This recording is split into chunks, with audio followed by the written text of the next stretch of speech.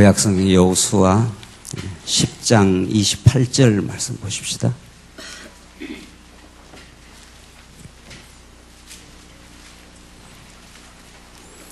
네, 우리 하나님의 말씀 구약성경 여호수아 10장 28절 말씀입니다. 이 차이신 줄 알고 봉독 드리겠습니다. 그날에 여호수아가 막게다를 점령하고 칼날로 그 성읍과 그 왕을 쳐 죽였는데 그들과 그 안에 있는 모든 생명을 진멸하고 아무도 남겨두지 않았으니 그가 여리고 왕에게 한 것처럼 막게다 왕에게도 하였다. 여호수아가 온 이스라엘과 함께 막게다에서 림나로 나아가 림나와 싸웠는데 여호와께서 림나 역시 그 왕과 더불어 이스라엘의 손에 넘겨주시니 여호수아가 칼날로 림나와 그 안에 있는 모든 생명을 쳐서 죽이고 아무도 남겨두지 않았으며 여리고 왕에게 한 것 같이 림나 왕에게도 하였다. 우선 30절까지 봉독드렸습니다.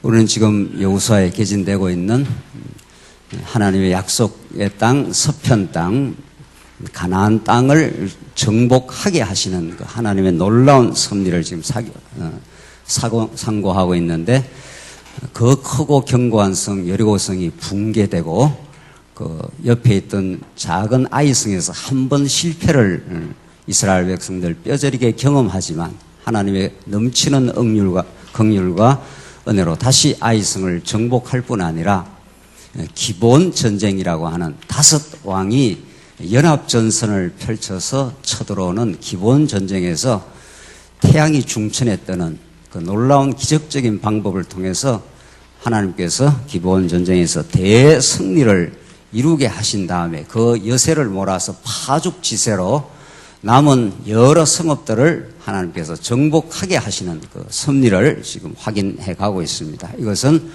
이제 가나안 땅 정복 전쟁의 절정에 해당하는 내용인데 근데 이제 오늘 본문의 내용들을 계속 살펴가시면은 이제 여러 성읍들을 정복해 가는 가운데 대적들은 더욱 강성하고 더 많은 연합전선 수를 다 끌어모으고 이렇게 해서 이스라엘을 대적하고 나오는 모습들을 확인할 수 있습니다.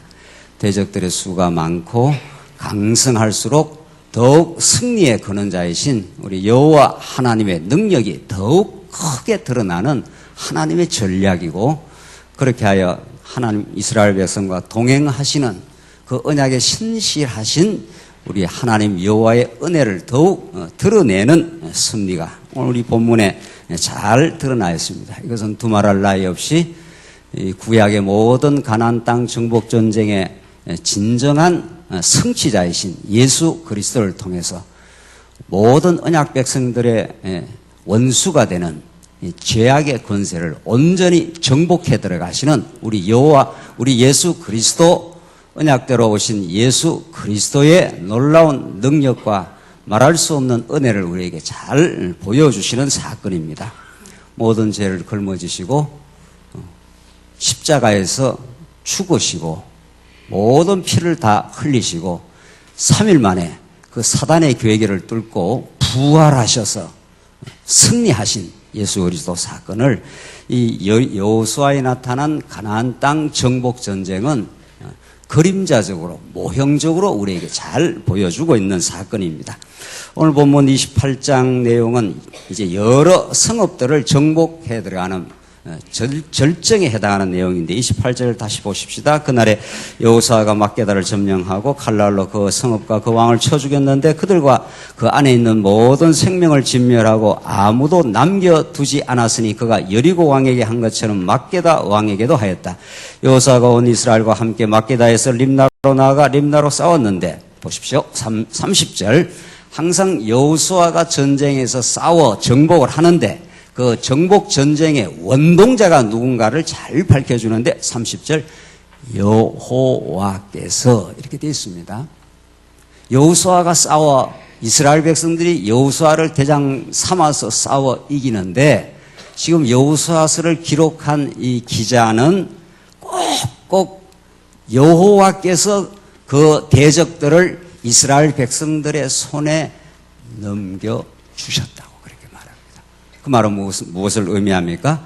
여호수아가 이스라엘 백성들이 잘 싸워서 이긴 것이 아니라 그들을 주관하시고 그들에게 이미 아브라함에게 약속하신 그 가나안 땅 정복을 하나님께서 해 주시겠다고 약속한 그 약속의 성취 사건이라는 것을 여호수아서는 가는 곳곳마다 정복 전쟁의 중요한 대목마다 그것을 밝혀주심으로 우리 여호와 하나님의 이름의 영광을 드러내는 전쟁이라는 것을 우리에게 잘 보여주십니다. 30절 여호와께서 림나 역시 그 왕과 더불어 이스라엘의 손에 뭐라고 되어 있습니까? 넘겨주시니 이렇게 되어 있습니다. 틀림없이 싸우기는 여호수아와 그 이스라엘 백성들, 그를 따르는 이스라엘 백성들이 이렇게 싸우는데 이들에게 하나님 여호와께서 이 대적들을 이들의 손에 넘겨주셔서, 그러니까 이 하나님 여호와께서 역사의 주관자, 정복전쟁의 주관자임을 우리에게 잘 보여주시는 내용입니다. 이 성경, 이 말씀은 성경 전체 66권을 관통하는 우리 여호와 하나님이 싸워 약속대로 전쟁에서 이기게 하신다 하는 것을 우리에게 보여주는 아주 명백한 문법입니다. 여호수아가 칼날로 림나와 그 안에 있는 모든 생명을 쳐서 죽이고 아무것도 남겨두지 않았으며 여리고 왕에게 한 것 같이 림나 왕에게도 하였다. 여호수아가 온 이스라엘과 함께 림나에서 라기스로 진격하여 라기스를 대항하여 진을 치고 싸웠는데 또 나옵니다. 32절에 왜 여호수아 기자가 이걸 이렇게 반복적으로 밝혀주느냐 말입니다. 여호와께서 라기스를 이스라엘 손에 뭐라고 했습니까? 넘겨주시니, 하나님이 이 대적들을 이 손에다 넘겨주지 않으면은 이들이 싸워서 이길 수가 없다는 거예요. 대적들이 얼마나 강팍하고 이들이 얼마나 강성한 존재이고 여리고성에서만 나타난 대로 그 성은 크고 견고해서 우리가 도저히 정복할 수가 없다고. 이스라엘 백성들 정탐꾼들이 가서 열 정탐꾼들이 그 크고 견고한 성 앞에서 좌절하고 오히려 모세를 원망했던 시절이 있었습니다. 그러나 하나님께서 허락하시면 여호수아에게 약속하신 대로 들어가라. 두려워하지 말고 들어가라. 그러면 그 모든 대적들을 너희의 손에 넘겨주겠다 한 대로 성경 그렇게 32절에 여호와께서 라기스를 이스라엘 손에 넘겨주시니, 넘겨줘야 승리가 온다는 겁니다. 그 다음날 이스라엘은 라기스를 점령하고 림나에 한 것과 같이 그 안에 있는 모든 생명을 칼날로 쳤다. 그때 게셀왕 호람이 라기스를 도우려고 올라왔으나 여호수아는 그와 그 백성을 쳐서 한 사람도 남아나지 않게 했다. 한 사람도 남아나지 않겠다. 이게 제대로 된 승리라는 거죠. 남겨두면 안 된다. 이게 이미 모세에게 언약한 진멸전쟁입니다. 남겨두면 다시 쳐들어오니까. 그러니까 이 전쟁처럼 치열한 인간 행위가 없지 않습니까?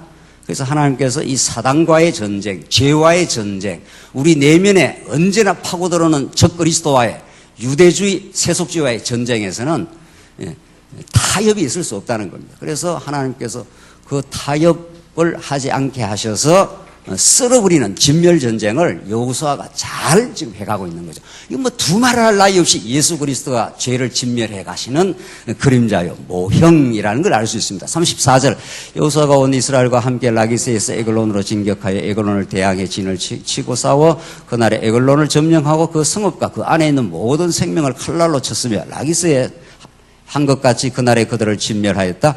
여호수아가 온 이스라엘과 함께 에글론에서 헤브론으로 올라가 싸워 헤브론을 점령하고 그 성과 그 왕과 그의 속한 모든 성읍들과 그 안에 있는 모든 생명을 에글론에서 한 것 같이 칼날로 쳐서 죽여 아무도 남겨두지 않았으니 여호수아가 헤브론과 그 안에 있는 모든 생명을 진멸하였다. 여호수아가 온 이스라엘과 함께 더빌로 돌아와 싸워 더빌과 그 왕과 그 성에 속한 모든 성읍들을 점령하였고 그들이 칼날로 그들을 쳐서 그 안에 있는 모든 생명을 진멸하고 아무도 남겨두지 않았으니 그가 헤브론에서 한 것 같이 그리고 림나와 그 왕에게 한 것 같이 더빌과 그 왕에게도 하였다. 여호수아가 모든 지역 즉 산지와 네게부와 셰펠라와 경사지와 그 모든 왕을 쳐서 죽여 아무도 남겨두지 않았으면 여호와 이스라엘의 하나님께서 명령한 것 같이 호흡이 있는 것은 모두 진멸하였다.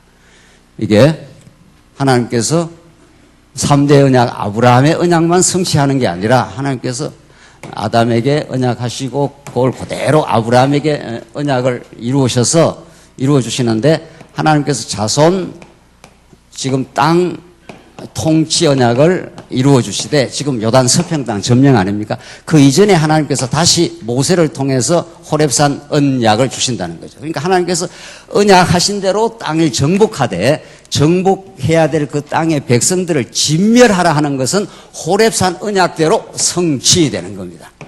이게. 그러니까 호렙산 언약에서 남겨두면 안 된다. 그들을 쓸어버려야 된다. 왜? 그게 죄악의 권세니까. 우리 신약에 와서는 그대로 여호수아보다 더 우월하신 예수 그리스도가 십자가에서 우리의 원수, 우리의 대적, 우리를 언제나 탐욕과 욕망의 세계로 그래서 불만족으로 인도하시는 죄악의 권세를 예수 그리스도가 이 땅에 오셔서 죽음의 방식을 통해서 완전히 진멸해버리겠다라고 하는, 그래서 우리에게 그저 부활의 승리를 우리에게 가져다 주심. 그래서 우리는 사망에서 생명으로 인도되는 그 놀라운 은혜의 세계로 하나님께서 인도해 주시겠다고 하는 그 약속의 성취가 오늘 본문의 내용입니다. 호흡 있는 자를 남겨두지 마라. 그렇게 한 대로 여호수아가 하나님의 이 언약을, 이 율법을 그대로 하나님께서 여호수아에게 그 믿음을 주셔서 그 믿음의 행위를 하도록 하신 여호와 하나님의 영광이 여기 나타나는 거죠. 그래서 41절 또 여호수아가 가데스 바네아에서 가사와 고센의 모든 땅과 기본에 이르기까지 그들을 죽이고 이 모든 왕과 그들의 땅을 여호수아가 단번에 뭐라고 했습니까? 점령하였는데, 정복하였는데, 이는 그 이유가 나옵니다. 이렇게 여호수아 기자가 이렇게 똑똑하고 분명하게 이 정복 전쟁의 원인과 그 원동자가 누구이심을 정확하게 이렇게 밝혀내지 않습니까? 그래서 죄악은 우리가 이길 수가 없다는 겁니다. 그 죄악에 나타나는 그 현상들, 분열과 갈등과 음행과 송사와 이 모든 우리 땅에 드러나는 우리의 탐욕과 시기와 이 모든 것들은 우리가 이겨낼 수가 없다는 겁니다. 왜? 하나님께서 우리를 불순종 가운데 죄악의 권세 가운데 맡겨놨기 때문에. 왜 맡겨놨는가? 우리를 괴롭히려고. 그게 아니라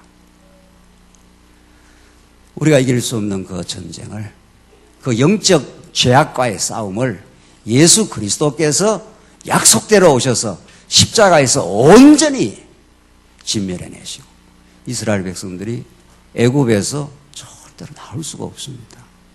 나오려면 또 바로가 하나님께서 바로의 마음을 강팍하게 하사 그들을 또 붙들고 열재앙으로도 이스라엘 백성이 나올 수가 없어요. 무엇으로 나옵니까? 하나님께서 모세에게 6월절 어린 양을 잡아라. 한 어린 양을 잡아 그 피를 문설주에 다 발라라. 그러면 죽음의 사자가 그 피가 묻어있는, 문설주에 피가 묻어있는 그 집은 통과하지만 다른 모든 애굽의 대적들, 그 첫 새끼들, 첫 아들을 다 쳐서 죽여버리겠다. 그리고 너희들이 애굽에서 해방될 수가 있다. 그 어린 양의 피, 장차 오실 십자가에 흘리시는 예수 그리스도의 구속의 피가 아니면 절대로 우리는 죄악의 권세에서 이길 수가 없다는 것을 이렇게 구약적 그림으로, 구약적 모형으로 잘 보여주고 있는 겁니다. 그래서 42절에 여호수아가 그거 단번에 점령하였는데 이는이라고 밝히지 않습니까? 이것은 여호와 이스라엘의 하나님께서 이스라엘을 위하여 어떻게 했다고요? 싸우셨기 때문이라고. 여호와 하나님께서 싸워주신 전쟁이라고. 이 전쟁이 우리가 이 전쟁에서 이겼다고 우리를 찬양하고 우리를 높이는 전쟁이 아니라 여호와 하나님께서 대적들을 여호수아와 이스라엘 백성들의 손에 넘겨주시니 우리가 이겼다고. 우리 하나님 여호와 할렐루야라고. 성경 어디라도 똑같습니다. 66권, 지금 우리가 언약 성취 사적 성경 신학이라는 이 메시지를 듣고 있는데 어디라도 66권은 똑같은 메시지예요. 일관되고 통일되고 온전한 복음이 여기에 드러나고 있는 거죠. 예수 그리스도가 아니면 우리는 승리할 수 없다고. 우리에게 마음의 평강과 감사, 때로는 찾아오는 만족, 하나님 우리에게 주신 것으로 만족합니다. 우리는 지금 죽어도 다음이 없습니다. 지금 죽어도 영원한 나라를 하나님께서 작정하시고 예정하셔서 우리에게 선물로 주셨던 것이 분명하니까. 그렇게 우리에게 찾아오는 감사와 기쁨은 우리가 획득해낸, 우리가 쟁취한 업적이 아니라 하나님께서 우리를 죄악 가운데 가두어 두시고 우리 스스로는 도저히 애굽에서 나올 수가 없잖아요. 하나님 유월절 어린 양의 피를 문설주에 발라서 사망이 그를 다 통과하도록, 유월이라는 게 뭡니까? 다 이렇게 통과하도록, 사망이 우리를 지나가도록 하셔서 우리를 생명의 나라로, 광야로, 약속의 땅, 가나안 땅으로 이렇게 점령하게 하셨다고. 우리 하나님이 약속한 대로 이루어 주신 선물이라고. 그래서 우리는 우리의 신앙을 자랑할 수가 없다고. 우리에게 그 믿음을 가지고 있을 때 여호와 하나님만을, 십자가만을, 그리스도만을 자랑할 수밖에 없다고. 오늘 이 본문의 말씀이 우리에게 이렇게 가르쳐주고 있습니다. 여기서 하나 꼭 생각하실 것은 여호와 이스라엘의 하나님께서 이스라엘을 위하여 싸우셨다 하는 것은 하나님이 이스라엘 백성을 위해서 하는 건 하나의 과정이고 수단이고 방법이에요. 이것을 통해서 싸우셔서 이기게 하셔서 궁극적인 목적은 여호와 하나님의 자기 이름을 위하여 의의 길로 인도하셨다고. 그렇게 고백하지 않습니까? 다윗이. 그러니까 이스라엘을 위하여 하신 것은 과정적 목적이고 궁극적 목적은 당신의 여호와의 이름의 영광을 드러내기 위해서 하나님께서 그렇게 하신다고. 이런 성경을 지금 배우고 있습니다. 이게 성경이 가르치는 우리 여호와 하나님의 영광, 그의 살아계심, 그의 무궁한 능력이 이 전쟁에서 이기게 하신다고. 43절 여호수아가 온 이스라엘과 함께 길갈에 있는 진영으로 돌아왔다. 그래서 이스라엘 백성들이 하나님께서 싸워주신 전쟁, 그분이 우리에게 주신 선물, 모든 것이 그분의 은혜, 이것을 이스라엘 백성들 깊이 깨닫고 하나님께 주신 선물이라고 깨달으면 모든 것이 감사로 그렇게 귀결될 수밖에 없습니다. 문제는 11장에 이렇게 수많은 성읍들을 정복을 하게 되니까 이제 대적들이 더 많이 연합하게 됩니다. 이제 묘한 일이 일어납니다. 이 정복전쟁, 그러니까 우리의 신앙이 자라면 자랄수록 우리의 믿음의 대적들이 우리를 도전하는 우리 죄악의 권세들이 더 단결해서 더 우리를 공격해 들어오는 거죠. 이게 하나님이 우리의 믿음을 점점 키우면 키울수록 우리 안에 적그리스도, 우리 안에 유대주의, 세속주의가 이제 더 기승을 부리는 거죠. 그걸 우리 이 구약의 이 그림자적 사건을 통해서 볼 수가 있습니다. 11장 보십시다. 이게 유명한 하솔 전쟁인데, 하솔 전쟁에서 하나님께서 어떻게 승리를 하게 하시는가? 1절로 5절, 하솔 왕이 여러 왕들과 연합해서 이스라엘을 대적합니다. 이 앞에서도 한번 기브온 전쟁에서도 수많은, 거기는 다섯 왕입니다. 다섯 왕이고, 이제는 하솔 전쟁에서는 더 많은 왕들이 지금 이렇게 연합해서 옵니다. 지금 여호수아가 여리고성, 아이성, 그리고 기브온 다섯 왕들, 그리고 수많은 성읍들, 그리고 나니까 하솔 전쟁에서 이렇게 이제 점점 더 많은 성읍들이 하솔 왕을 이렇게 우두머리로 해서 이제 전쟁을 치르는 장면입니다. 그러니까 이게 우리 신약에서 우리 예수님께서 우리를 예수 믿게 하셔서 우리는 이미 칭이 되고 나면 완전 하나님의 백성이 된 겁니다. 아무도 그 권세를, 그 특권을 빼앗아 갈 수가 없습니다. 우리는 여러분과 제가 예수 믿는 그 순간부터, 아니 말하자면 영원 전부터지만 우리가 역사적 과정을 보면은 예수를 믿고부터는 칭의를 얻고 나서는 우리의 하나님의 자녀됨이 어떤 경우에도 사라지지 않는다. 그런데 그 칭의를 얻고 나서 점점 그 하나님의 은혜를 더 깊이 배워가며 성숙 과정이라는 게 있다는 거 아니에요. 그게 이제 점진적으로 이렇게 이루어지는 겁니다. 점진적으로 이렇게 계속. 왜 하나님께서 점진적으로 이렇게 보여주시는가? 그 이유가 있지 않겠어요? 한 번에 그냥 하나님께서 이렇게 가나안 땅 싹 이렇게 썰이 해가지고 그냥 한 번에 그냥 전쟁을 치러가지고 끝낼 수가 있는 거죠. 그러니까 하나님 그렇게 안 하신다는 겁니다. 왜? 한번 승리하게도 하시고 아이성에서 한번 폐기하게도 하시고 저 연합군들이 쳐들어오게도 하시고 계속 그 전쟁을 이렇게 점진적으로 치르게 가도록 이렇게 하시는 거죠. 왜? 그때마다 하나님의 능력으로 된다는 걸 또 각인시키고 또 깨닫게 하고 우리의 신앙이 머릿속에만 빙글빙글 도는 게 아니라 더 깊이 내면화되고 맞습니다 이렇게 깨닫게 하시려고.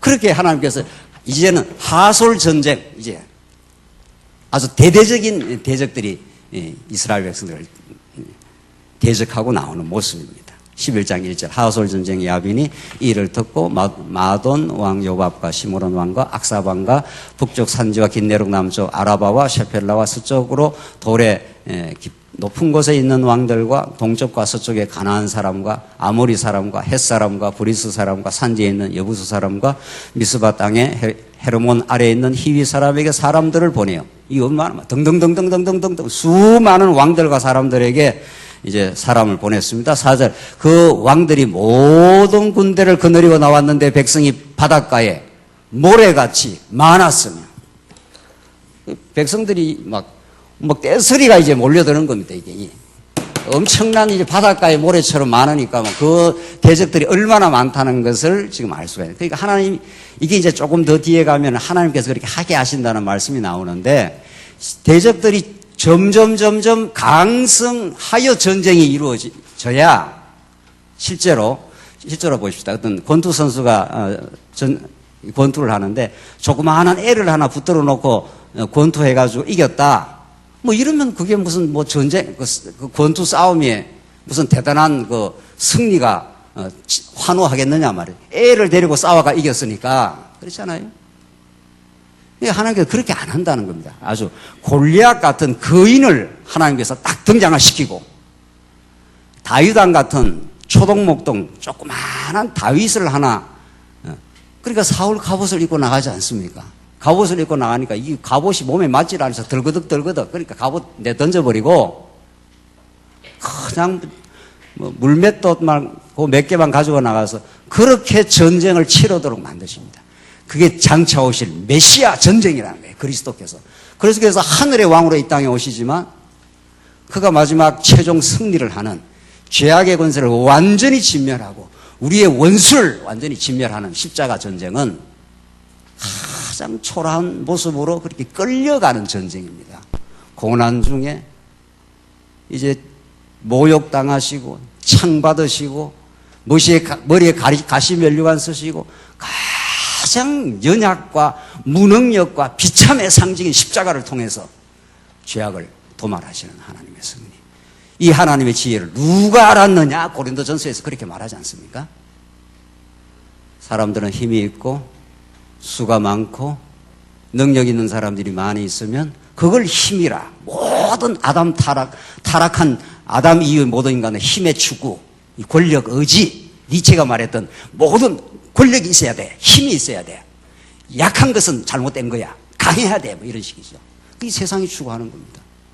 그러니까 아담 타락이 니체가 그렇게 말해서 대단한 철학자가 됐는데 니체가 대단한 철학자가 되어서 된 게 아니라 원래 아담 이후의 모든 인간이 그걸 추구합니다.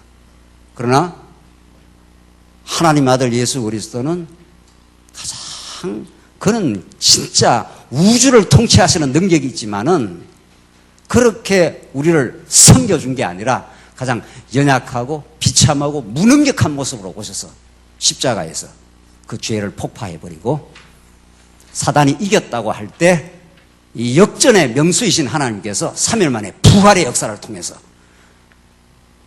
사망이 예수 그리스도를 이길 수 없어. 죄가 예수 그리스도를 이길 수 없어. 아예 발꿈치도 핥을 수 없어. 이렇게 예수는 3일 만에 부활하심으로 우리의 생명과 우리의 의와 우리의 영원한 소망과 그분을 통해서 살아계신 하나님의 그 무궁한 생명을 우리 하여금 얻게 하시려고 대적들이 이렇게 많이 바다 모래알처럼 이렇게 많게 해서 이제 하나님의 능력을 보여줘야죠. 그러니까 이스라엘 백성들이 움찔하지 않습니까? 이게 대적들이 이렇게 밀려 들어오니까 하나님께서 이렇게 어려움, 위기를 당하게 하시고 하나님 반드시 약속의 말씀이 따라 나와요. 얼마나 하나님이 자상하시고 그 치밀하신 배려가 있으신 분인지 모릅니다. 한번 보십시오. 그들이 4절 다시 그들이 모든 군대를 거느리고 나왔는데 백성이 바닷가에 모래같이 많고 병거와 말들도 매우 많았으며 이 왕들이 모두 모여서 이스라엘과 싸우려고 메론 물가에 함께 진을 쳤다. 6절 보십시오. 여호와께서 여호수아에게 말씀하시기를 그들 때문에 뭐라고 그럽니까? 두려워하지 말라는 거예요. 얼마나 두렵겠어요. 인간적으로는. 이들이 아주 모래알처럼 이 땅 백성들이 그냥 약한 존재가 아닙니다. 아낙 자손들이 덩치도 크고요. 아주 단합력도 좋고요. 지금 그렇게 지금 물 밀듯 지금 모래알처럼 밀고 들어오는 거죠. 그런데 여호와 하나님께서 여호수아에게 주시는 오직 약속의 말씀, 그 언약의 말씀, 그 언약에 힘이 있는 거죠. 백성의 수가 힘이 있는 게 아니라 언약이 힘이 있어. 여호와 하나님이 힘이 있는 거지. 이렇게 하나님께서 이스라엘 백성들에게 그 하나님의 능력을 가르쳐 주시는 이 말씀입니다. 그들 때문에 두려워하지 마. 분명히 내일 이때쯤 내가 그들을 이스라엘 앞에 또 나오죠. 넘겨주어. 이거 몇 번이나 반복됩니까? 여호와 하나님께서 대적들을 이스라엘 백성들의 손에 넘겨주었으니 그분께서 하시는 능력이라고.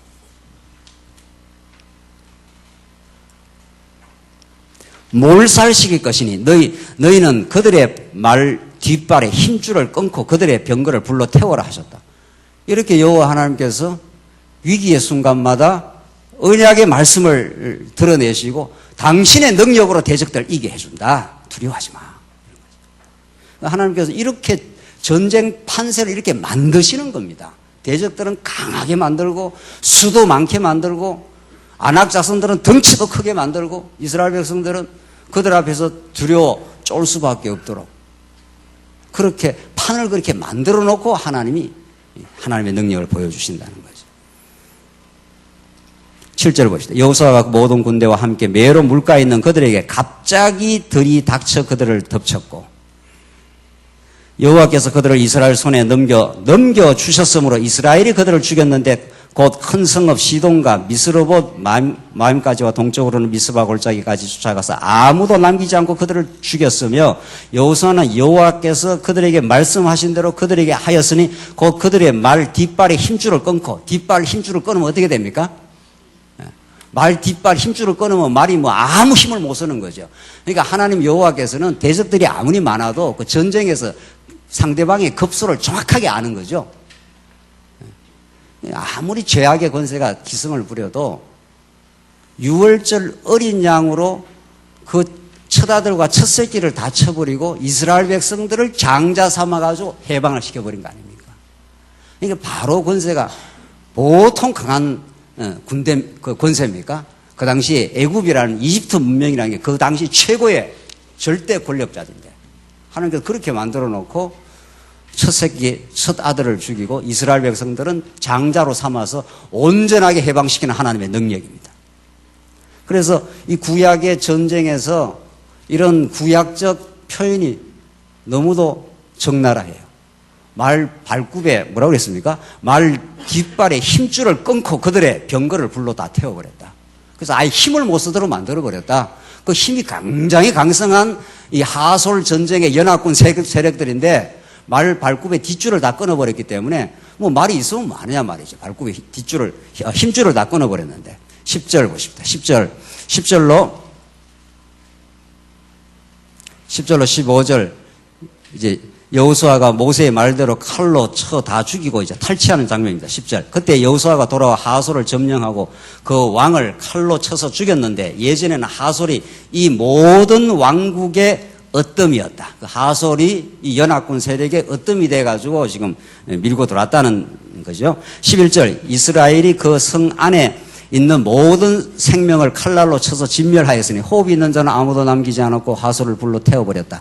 여호수아가 그 왕들의 모든 성읍을 점령하고 그 모든 왕을 사로잡아 칼날로 그들을 쳐서 진멸하였으니 여호와의 종 모세가 명령한 대로 하였으나 하솔만을 불살랐고 이스라엘의 언덕들 위에 서 있는 성읍들을 하나도 불살하지 않았다. 이 성읍들에서 얻은 모든 전리품과 가축은 이스라엘 자손이 자기들을 위해 차지했으나 모든 사람은 그들이 칼날로 쳐서 진멸하여 호흡 있는 자는 아무도 남기지 않았으니 여호와께서 그 종 모세에게 명령한 대로 모세는 여호수아에게 명령했고 여호수아는 그대로 시행하였으므로 여호와께서 모세에게 명령하신 모든 것 가운데 그가 시행하지 않는 것은 아무것도 없었다. 이렇게 전쟁의 명령 체계가 잘 잡혀 있는 거지요, 진짜. 이게 군대가 명령이 떨어지면 명령대로 움직이는 그 조직인데, 뭐 지금 빗발치는 어떤 적군의 총성이 있어도 대대장이 앞으로 진격 앞으로 하면 이제 가는 거 아니겠어요? 뭐 죽어도. 이 여호와의 전쟁, 여호와께서 거느리는 이 이스라엘의 군대, 여기에는 이스라엘 백성들이 무슨 능력이 있어서 그들이 의로워서 이 전쟁을 잘 치르는 것이 아니라 하나님이 세우신 모세, 그 바톤을 이어간 여호수아를 통해서 이렇게 명령체계가 잘 진행이 된다는 겁니다. 하나님께서 아브라함이 언약하시고 이제 모세에게 언약하고 모세 언약을 이어받아서 여호수아가 언약을 이제 수행하는 이 장면들, 뭐 두말할 것도 없이 모세도 장차 오실 메시아의 예표요. 오늘 특별히 가나안 땅 정복 전쟁의 직접적 당사자인 여호수아는 여호수아보다 더 우월하신, 그래서 히브리서가 여호수아가 너희들에게 참 안식을 주셨으면 또 다른 전쟁을 이야기를 했겠느냐. 그러니까 여호수아가 이렇게 안식의 전쟁을 치러가고 안식을 주시는 이 전쟁은 그림자이기 때문에 여호수아보다 더 우월하신 히브리서의 논법입니다. 모세보다도 우월하고 여호수아보다도 우월하신 예수 그리스도께서 치러서 우리에게 주는 그 정복 전쟁, 안식의 전쟁이 있다는 겁니다. 그래서 왜 이 땅의 모든 사람들이 그렇게 불안해합니까? 불안한 것은 환경이 어려워서 불안한 게 아니고, 우리 한국처럼 이렇게 잘 사는 나라가 어디 있습니까? 지금 이렇게. 그래도 다 경제학자들은 다 비관적이고 지금 경제가 너무 어려서 죽겠다는 겁니다. 그런 소리가 세속의 소리예요. 경제가 어려서 죽지 않습니다, 절대로. 하나님의 백성은 경제가 어려워서 죽는 법이 없어요. 죄악 때문에 죽는 법은 있어도 우리 속에 있는 탐욕 때문에 우리가 불안해하고 염려하고 걱정하고 하는 거지, 환경 때문에 불안하고 염려한 그 실체는 알고 보면 그게 아니라는 겁니다. 가지고 있어도 불안하고 죽을까 불안하고, 그게 인간의 불안이지 환경이 우리를 불안하게 하는 게 아니라는 겁니다. 왜? 여호와 하나님께서 우리와 함께 하시니까. 지금 이스라엘 백성들에게는 그걸 보여주는 겁니다. 하나님께서 모세에게 명령한 대로, 모세가 여호수아에게 명령한 대로 여호수아가 그 명령을 잘 수행해서 순종하여 아담 타락 이후 모든 인간은 하나님 앞에 순종하지 않습니다. 인간은 그대로 놔두면 죄악. 그래서 로마서가 아담이, 하나님께서 아담과 그 모든 인류를 불순종 가운데, 죄 가운데, 이거 다른 말로 말하면 불순종 혹은 다른 말로 하나님을 거역하는 죄, 하나님과 같이 되고자 하는 죄, 여기 가운데 그냥 내버려 뒀다는 겁니다. 탕자를 그냥 내버려 둬가지고 대주리까지 가도록 내버려 둔다는 겁니다. 그러니까 여기서 안식이 없어요. 그래서 이들을 하나님의 약속의 땅으로 인도해서 주마하신 그 안식을 하나님께서 여호수아가 전쟁에서 그 죄악 권세 여러 성읍들, 그러니까 이 성읍들은 구약에는 이렇게 성읍들이지만 우리가 신학적으로 해석을 하면은 여호수아보다 더 우월하신 예수 그리스도가 이 가나안 땅의 포진에 있는 수많은 죄악의 도성을 정복해 들어가는 겁니다. 그러니까 이 정복전에서 이기면 주마하신 안식을 주시겠다고 그러지 않습니까? 그래서 우리에게 참 안식이 있어요. 수고하고 무거운 짐진 자들아, 어때요? 다 내게로 오는 거예요. 율법의 짐을 지고 그 죄악의 짐을 지고 죽을까 망할까 저평가될까 사람들이 나를 몰라줄까 뭐 이런 게 다 염려하고 걱정하는 거 아닙니까? 그걸 정복해 주겠다는 겁니다. 이게 안식의 땅이니까. 그러나 이 안식의 땅은 정복 전쟁에서 이겨야 주어지는 전쟁입니다. 근데 우리가 무슨 수로 이기냐 말이죠. 그러니까 하나님께서 여호수아를 통해서 모세에게 약속한 대로, 이게 모세 언약 아닙니까? 이게 아브라함이 주신 3대 언약이고, 그러니까 하나님은 아브라함에게 주신 3대 언약을 이루시는 과정에 또 모세에게 또 언약을 또 줘요. 근데 자꾸 뭐 언약을 자꾸 갖다 대는 것은 이 전쟁이 여호와 하나님이 주신 전쟁이라는 걸 자꾸 확인시켜 주는 겁니다. 뭐 성경은 전부 그 확인 작업인 거죠. 한 번 확인하는 것보다 2번 확인하는 거, 2번 확인하는 것보다 3번 확인하는 거. 우리 인생사가 매일 반복적 사건 아닙니까? 교육에서 반복처럼 중요한 게 없다는 거 아닙니까? 우리 아이가 아빠, 엄마 이렇게 말 몇 마디 하는 것은 수만 번의 엄마, 아빠의 그 이야기를 반복적으로 입력이 되어야 아빠, 엄마 이렇게 나온다는 겁니다. 그 언어 학습할 때. 그 성경 어디나 똑같아요. 소재만 다른 것 뿐이지 원리가 똑같으니까, 원리가. 그래서 모세에게 주시는 언약대로 진멸해라. 이스라엘 백성들은 하나님 명령 안 듣습니다. 안 듣는 게 아니라 못 듣습니다.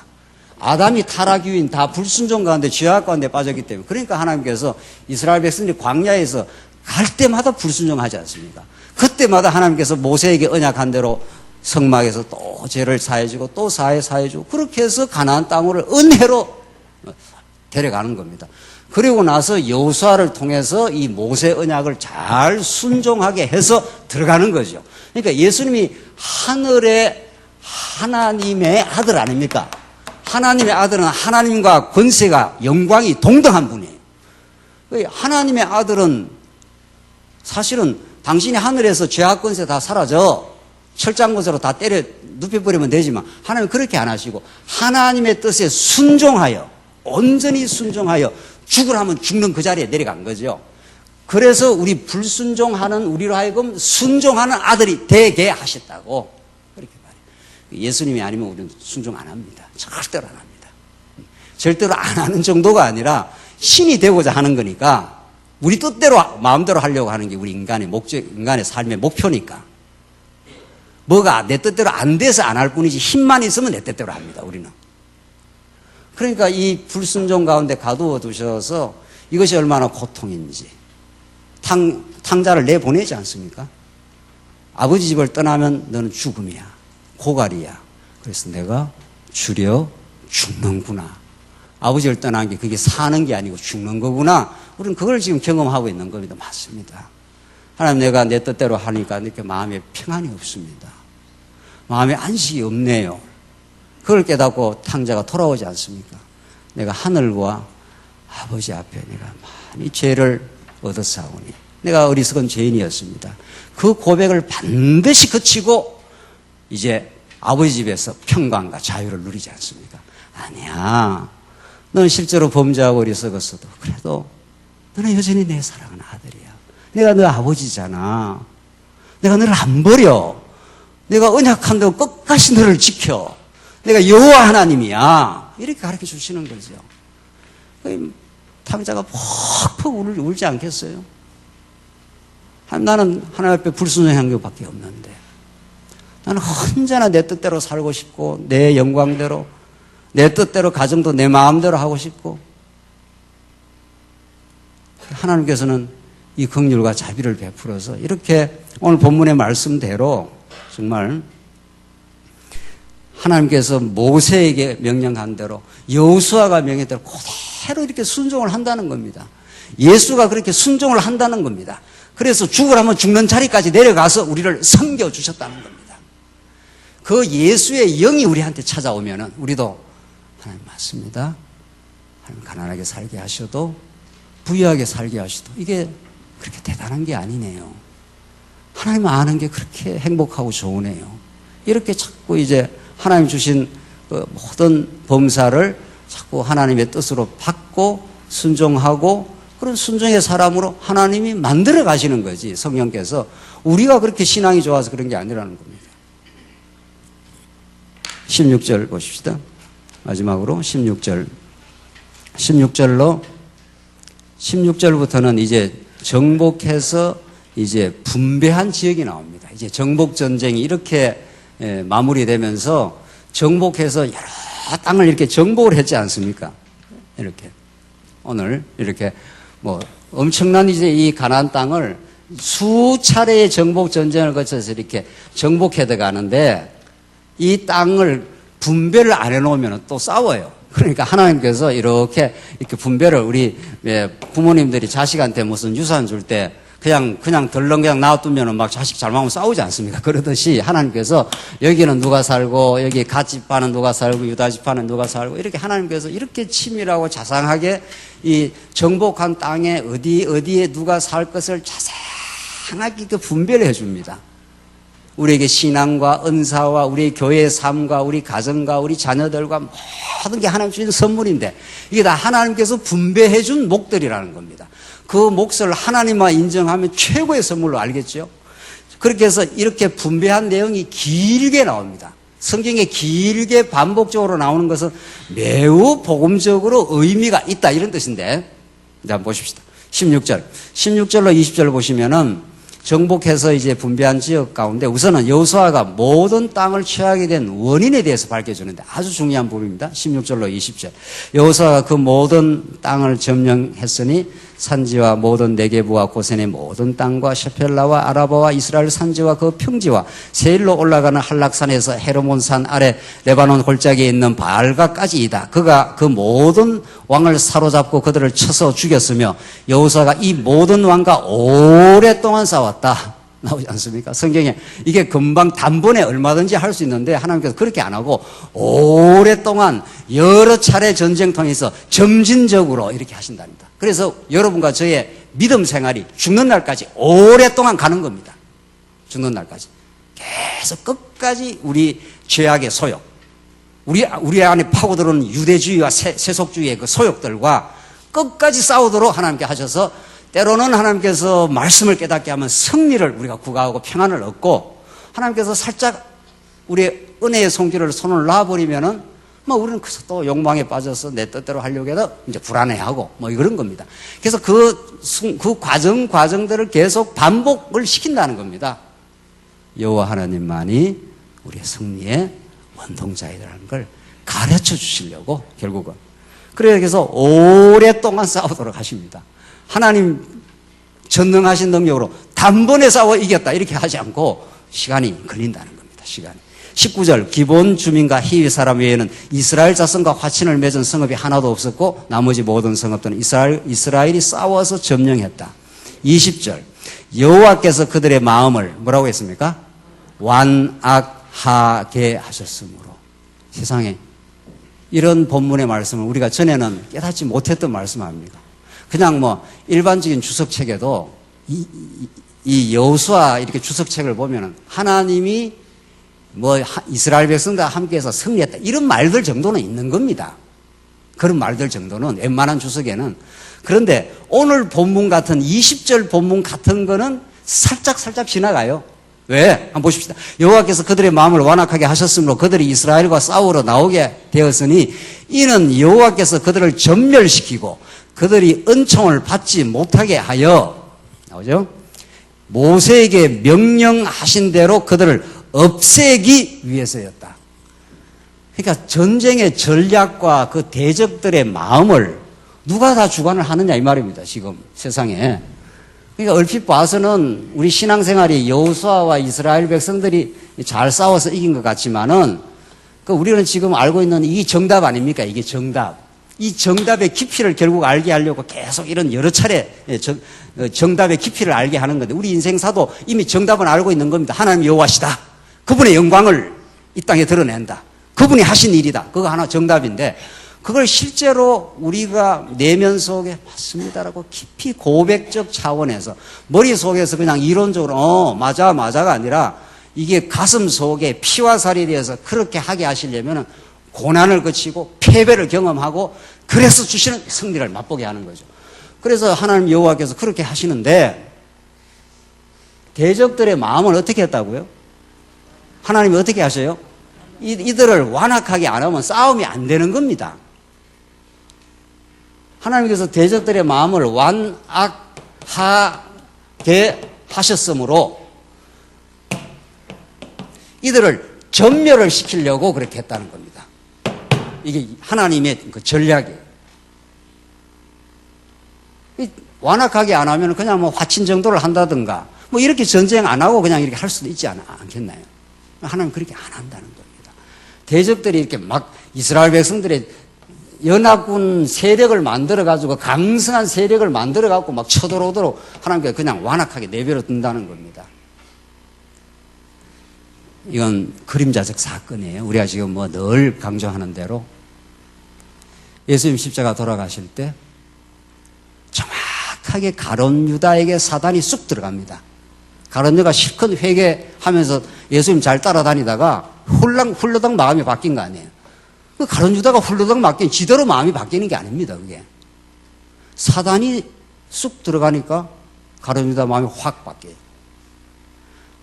지금 복음서를 읽어보면 그때 타이밍도 정확하게 그렇게 맞아떨어집니다. 기가 막히게 맞아떨어집니다. 대제사장과 서기관과 그 당시에 종교 기득권자들이, 교권주의자들이 예수님이 자꾸 율법을 어기지요. 율법 안식이라 그냥 부벼가지고 제자들한테 먹여버리죠. 성전 저거 다 무너진다. 내가 3일 만에 짓는다 그러죠. 자기들은 성전, 보이는 성전이 뭐 대단한 것이고 자기들은 율법을 지킨다고 착각을 하고 있고 지금 이 판인데 예수님이 하시는 말씀마다 그들의 서 있는 자리를 허물어 버리잖아요. 참남하도다. 저 죽여버려야 된다. 저게 하나님의 아들이라고 해서 자기를 하나님과 동등하게 여겼다. 이렇게 해서 드디어 죽일 역적 모의를 착착 진행합니다. 그때 가룟 유다에게 사단이 쑥 들어갑니다. 이런 내용을 사도행전에서 어떻게 표현을 하는가 하면 헤롯과 빌라도와 이 모든 어리석은 민중들이 예수님을 십자가에 못 박으려고 이렇게 괴계를 형성해서 하나님의 뜻을 이루려고 이 성에 모였나이다. 이렇게 사도행전에서 그렇게 말해요. 자, 그러니까 지금 하나님께서 대적의 마음을 완악하게 해가지고 똘똘 단결하게 해가지고 와서 전멸을 당하도록 한다는 겁니다. 그게 우리 예수님 사건에서 어떻게 성취되느냐? 가룟 유다가 정확하게 이때 정확하게 마음이 바뀌죠. 가룟 유다가 있어요. 대제사장들이 있어요. 여기에 또 엄흉한 로마 권력하고 결탁되어 있는 헤롯이 있습니다. 다 자기 유익들이에요.